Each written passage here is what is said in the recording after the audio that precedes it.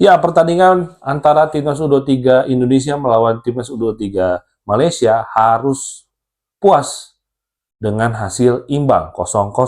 Nah, kita sebagai penonton apakah cukup puas? Karena mengingat bahwa Malaysia dan Indonesia ini secara kemampuan berimbang, dan apakah kalian tetap optimis atau malah meragukan? Nah, sebaiknya kita bahas ya. Yuk kita bahas, dan ini Jurnal Bola.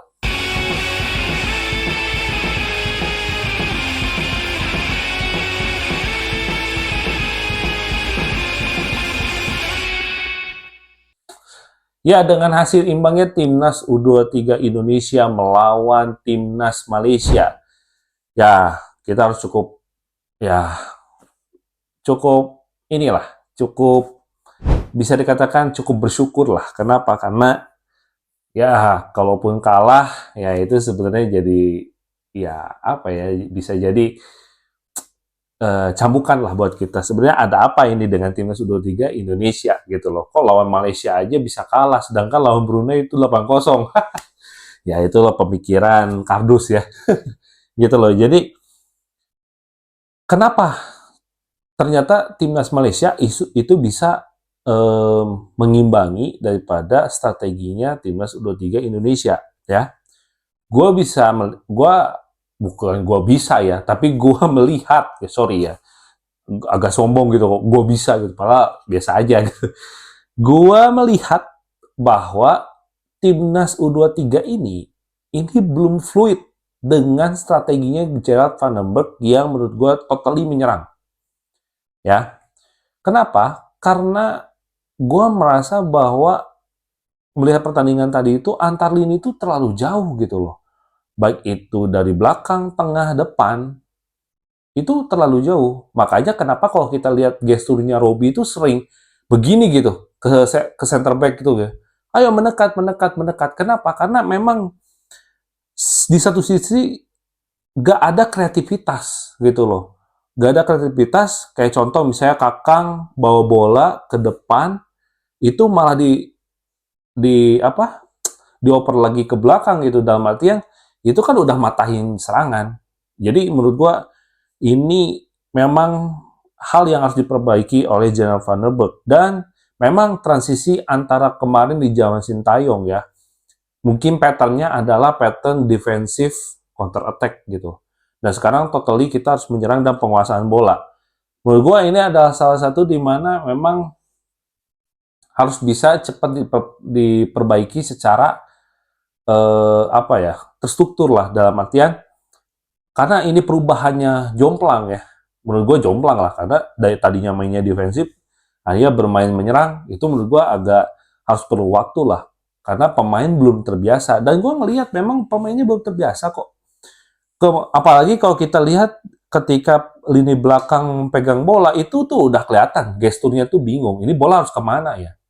Padahal kita bisa langsung direct passing ke depan, atau bahkan dia harus mendekat gitu ya, karena kan memang garis garis garis pertahanan tuh garis penyerangan tuh kan tinggi ya, kalau misalnya uh, skema yang gue lihat gitu dari Gerard Vandenberg itu, ya akhirnya back itu dipancing harus membawa bola sedikit ke ruang tengah. Nah, kenapa harus seperti itu? Karena itu kan sama dengan kita bisa memancing semua pemain Malaysia itu untuk lebih ke depan, gitu. Dan itu seringkali dipatahkan, gitu loh. Dan itu beberapa kali lah. Jadi memang permasalahannya adalah menurut gue di strategi sebenarnya. Ini adalah PR besar buat Gerard Vandenberg untuk bisa cepat memberikan adaptasi yang lebih cepat gitu loh. Karena kalau misalnya timnas Indonesia seperti ini terus, menurut gue ini akan menjadi titik kelemahan. Gue jadi inget lawan PSG lawan Chelsea gitu loh. Nah, itu tuh polanya mirip-mirip gitu. Penguasaan bola, bermain cepat, menyerang gitu ya. Terus juga sayap itu, flank itu aktif gitu ya. Jadi seringkali Nuno Mendes menyerang itu posisi Nuno Mendes tuh nggak ada yang ngisi gitu loh. Sehingga itu jadi titik kelemahannya. Ini kan Maresca yang melihat gitu. Ini kayaknya titik lemahnya PSG nih. Akhirnya ya gol tuh berapa kali gitu. Gusto bisa langsung oper ke Palmer, Palmer langsung nusuk ke final third, sikat gitu loh. Nah itu juga terjadi di timnas U23 kita gitu ya. Nah ini yang PR yang harus diselesaikan oleh Gerald Van den Berg gitu. Nah anyway, kita bicara strategi, kita bicara non teknisnya. Apa non teknisnya? Non teknisnya adalah tidak ada kreativitas, apalagi menurut gua ya, lini tengah itu yang perform itu cuman Akan Fikri dan Robi Darwis. Udah. Kenapa? Kalau salah satu itu hilang atau dua-duanya hilang, ini siapa yang memberikan kolektivitas di tengah? Itu yang jadi pertanyaan. Menurut gua lini tengah itu adalah salah satu PR-nya gitu loh. Jadi akhirnya apa? Akhirnya lini depan nggak ada support gitu loh. Robi itu gila loh. Mobilitasnya ngeri loh menurut gua. Jemput bola, dia kepaksa buat kejemput bola gitu. Yang harusnya bola itu bisa diberikan ke depan. Dia harus jemput bola, dia eh, sering kali untuk neken ke depan, memberikan passing gitu ya. Wah, gila sih. Gue liat mobilitasnya Robi itu gila gitu loh. Akan pikir pun sama gitu loh.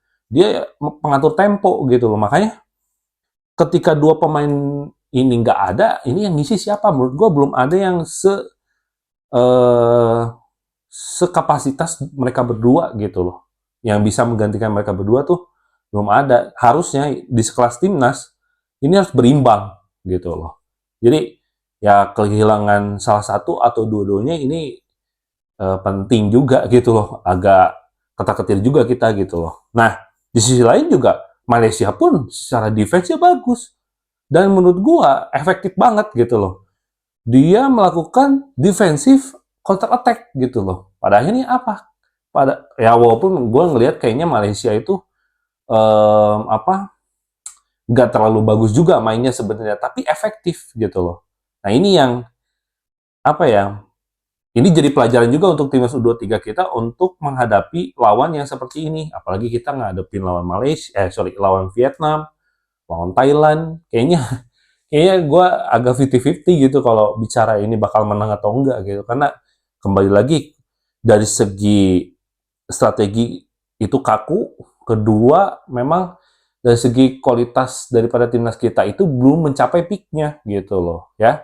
Nah, dan yang terakhir yang ingin gue komentari itu soal James Raven. Nah, kebanyakan di apa di uh, supporter kita di kalangan supporter kita itu selalu mengagung-agungkan soal James Raven. Wah, kemarin bisa nyetak 6 gol.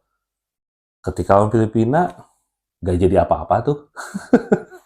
Ketika lawan Malaysia akhirnya ngelamun-ngelamun aja tuh. Nah, intinya apa? Intinya adalah kita jangan terlalu berekspektasi tinggi ketika melihat wah si pemain ini kayaknya bisa deh gantiin Romeni kan nggak gitu juga gitu loh. Nah makanya semua itu dilihat dari bagaimana kualitas tim bukan dari kualitas individu.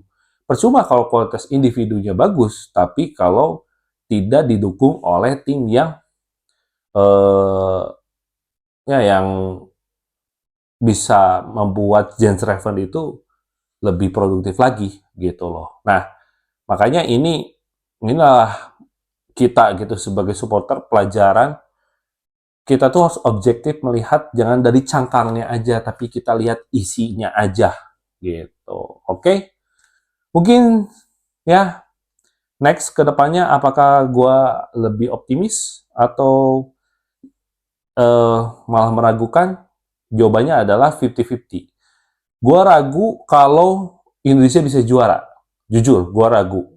Tapi apakah ini momentum ini harus juara?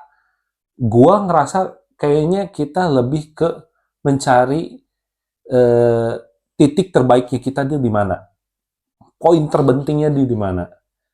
Jadi gue ngerasa kayak ya udah saatnya kita jangan terlalu berharap tinggi buat wah ini bakal juara atau gimana, enggak.